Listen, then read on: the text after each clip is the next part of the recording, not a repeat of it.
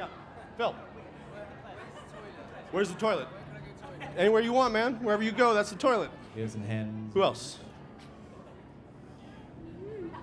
All right, I'll go first. Hi, Jason. It's Mike Schneider from Variety. Hi, Mike. Why don't you go ahead? All right.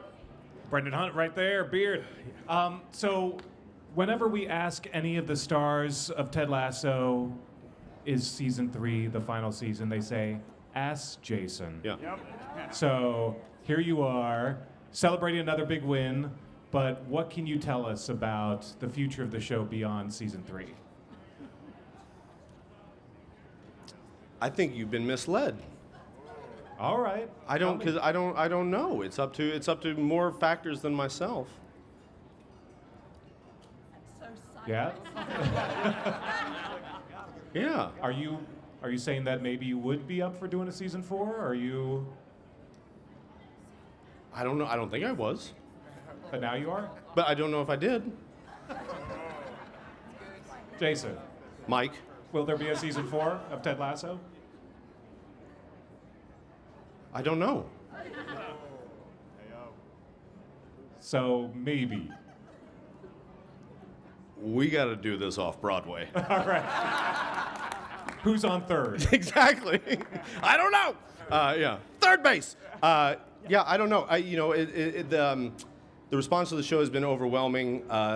We have a tremendous group of writers. We have a tremendous group of actors. We have a tremendous, people in production, post-production. All of those things are thrown into the jambalaya of possibility. And so I couldn't say yes or no. I do know that this part of the show is what it's supposed to be, and it will be what it was fortunate to become based on all those added developments. But as far as season 4, I apologize for not giving you a more direct answer, because I understand that that's helpful for headlines. I think the line was that this story that you're telling has a natural end date at the end of season 3, but then there's maybe another story to be told after. This is the same question over and over, and you got 40 other people in here. Everybody's okay with it. I don't know what power and you have over these people, but the fact that they let you have this much time is remarkable. I know, I still have the mic. I know. Do you bring your own mic? Does everybody have a mic? Is that why your name is Mike? Anybody else have a question? Lady on the TV? She's just watching. No, Mike, I don't know, man. I don't know. If I knew, I wouldn't tell you. They're taking the mic away. I wouldn't tell you. Anybody else want to ask the same question in a different way? Hi, Jason. Chanel Janae here from The Root. I'm definitely not going to ask that same question, so... Thank you. You're welcome.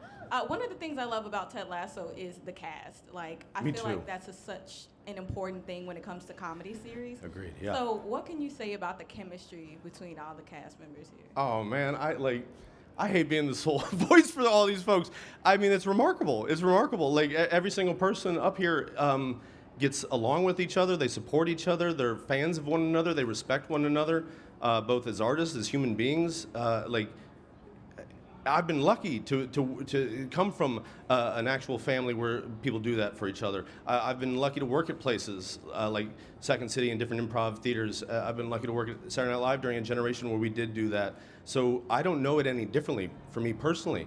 But I know what I know, and every single day we show up at work, and every day we're away from each other, and we get to go to neat things like this. It's just fun. It's just fun, and people care. People care about each other, and want to see the best for each other and the best out of each other, and that's a remarkable thing. And golly, what a terrific reason to do a season 4, right, Mike?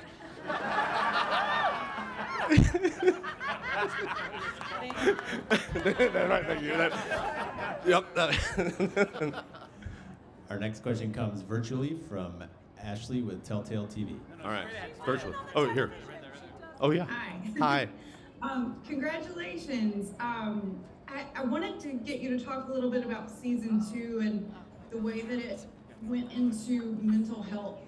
And it was just such an important story. Could you talk about the importance of that and what it was like to dive into those stories of mental health? Gee whiz, again, I feel like a jerk being the only one talking about that. I mean, Bill, do you have any, I don't know, what, we just, it was just something we had to do, because, yeah. it's an excuse for all of us to thank our fearless leader, Mr. Sudeikis. And one of the things that he, by the way, I'm going to make a living out of taking credit for other people's hard work, and I want to say thank you to all the people up here because I'd drink their blood if I could. But one of the things that Jason talked about in the writers' room a lot was, especially in a pandemic and with a lot of people out there struggling, was wanting to do stories about mental health and self-care.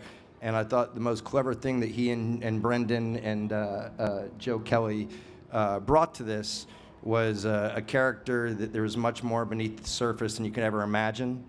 And watching that get revealed the second season, you know, and the depth that it had, I think that's the reason that the show works. And kudos to everybody for writing it and for the way it was portrayed. So it's a good question because it was important to all of us. Yeah, I mean, we knew Ted was gonna have a panic attack in the first season,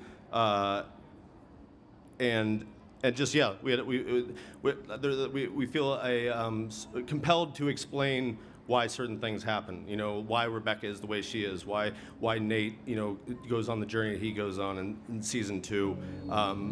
I get played off here too. You get it. But yeah, so it's just we wanted to explain what Ted was going through as best we could, and the fact that people have responded to it and have felt themselves be seen through that character is remarkable. Little do we know we're all a lot more alike than variety will make us feel like sometimes.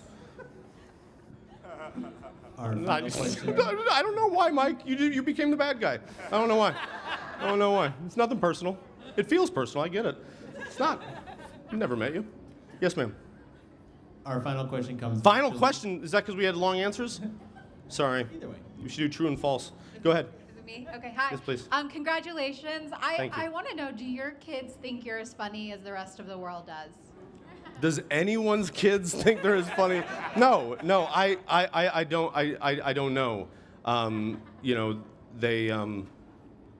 They have a lot of notes, but it's mostly about structure and length. Believe it or not, yeah. It's a lot of. They're kind of. Can we shave some time here, Jason? Dad. But I don't know. You'd have to ask them, but they're not here yet. Yeah. I lied. We have one more question, and it's virtually from Jordan. Hi, Jordan. Hi, Jason. Jordan Betts from the NBC affiliate in Kansas City. All of Kansas City. Congratulations for your win. You have incorporated the wonderful Kansas City in so many of your seasons. Why was it so important for you to include the place that you called home, and what's it like to know that the world now knows about the place that you once called home? Oh gosh, I don't think I'm the one that put it on the map. I think the Royals and the Chiefs and Charlie Parker and Janelle Monáe and Don Cheadle and many other artists and people far greater than myself have added to that knowledge. But much what we talked about, Bill and Joe and Brendan and I, like early on, was that the collective wisdom of the character and the show was a culmination of the people creating it. And so, being someone that had a lot of influence on that.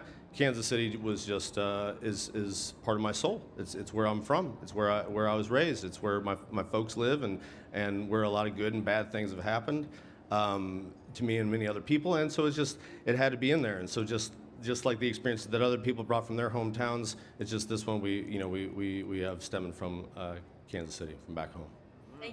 Thank you. Go Chiefs. Yeah, absolutely. And go Greyhounds. Yeah, Chiefs and Greyhounds. Yeah. Mike, I was screwing with you. Obviously, you're my brother. We've known each other for hundreds of years. I was at your wedding, and it's nothing personal. It's just me and Mike having fun. Known him since way back.